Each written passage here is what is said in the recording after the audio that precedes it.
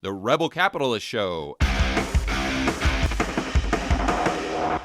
I was actually on a podcast where we were talking about real estate, and they were asking my opinion, what do I do? What do I do? What do I do as a real estate investor? And I said, you have to start with what your objectives are.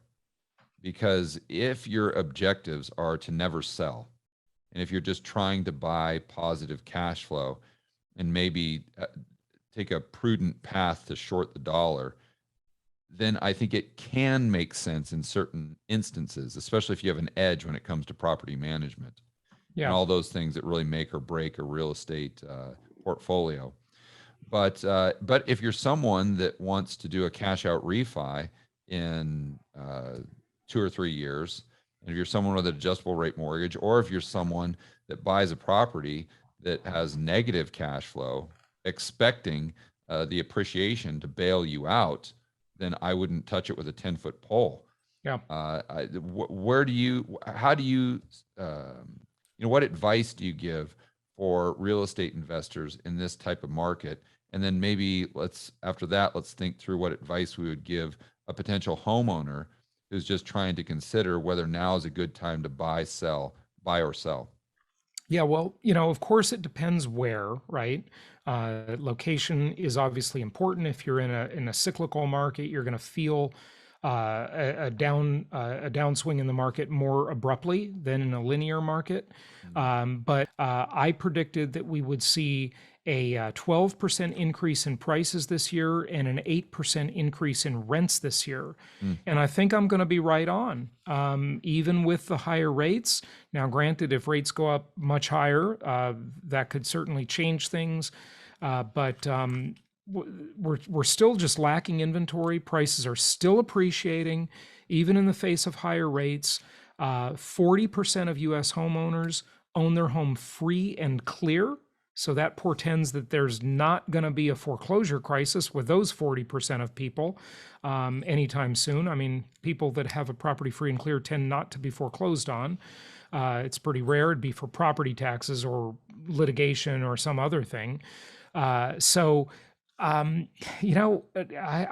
think keep buying. I think that we may go through a downswing in the market, who knows, but in 5 years, 7 years, 10 years, the prices are likely to be higher than they are today.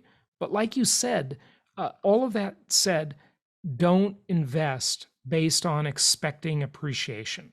That's a dangerous thing because appreciation is not that reliable. Cash flow or rents are much more consistent and reliable than price increases. So people in cyclical markets, they buy on the come. The property never makes sense the day they buy it, and they buy it simply with expecting some great appreciation to occur. It doesn't happen, and they're wiped out.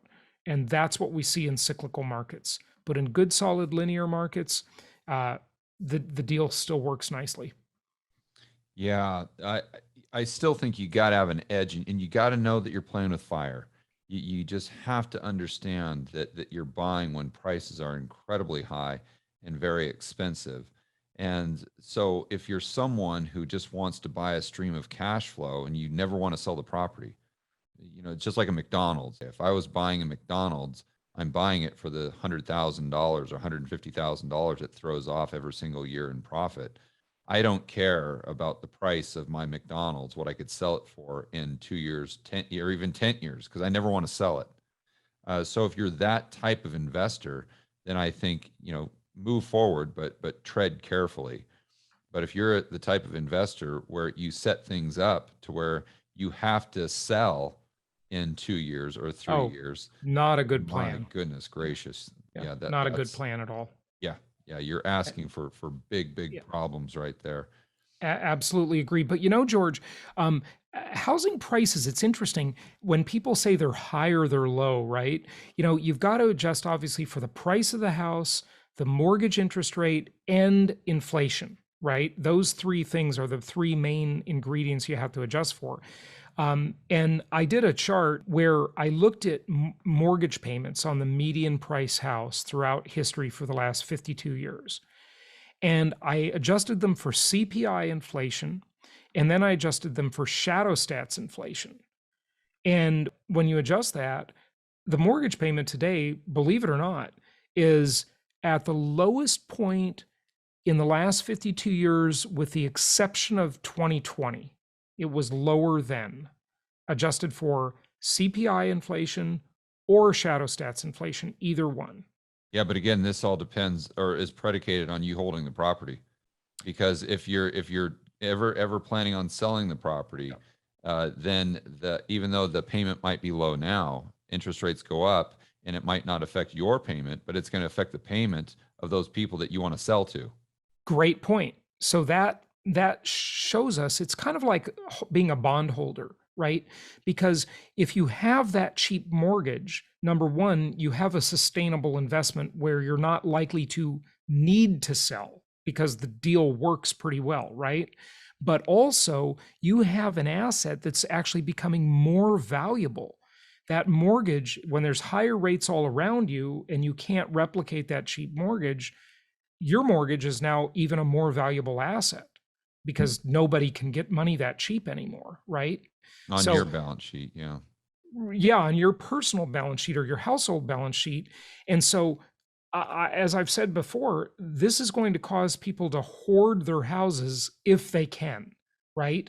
They're going to do whatever they can to hoard those houses. They're going to remodel them, they're going to fix them up instead of moving. Or if they're in trouble, they're going to take on roommates. They're going to do whatever they can to keep that mortgage asset because it won't transfer to the new property, right? And so that's going to actually constrict inventory in the coming years. And I think that's the poison pill that the Fed has put into the housing market. And when I say poison pill, I mean in a good way for investors that own already, but in a bad way for first-time buyers trying to get into the housing market. It's going to constrict their choices even further.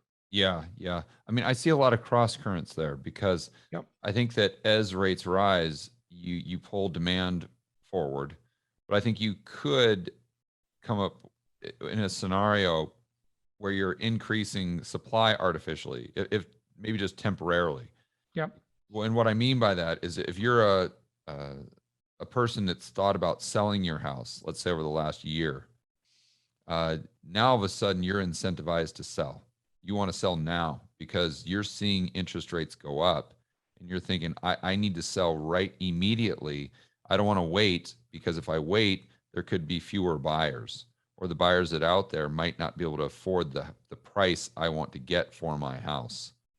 So I see that as another potential issue on the supply side, or increasing supply, while at the same time, Yeah, so if you're not one of the tens of millions of people who've either refinanced their house or investment property, or purchased and locked in one of these, super low interest rates, historically low interest rates, then you will be more motivated to do that. I couldn't agree more.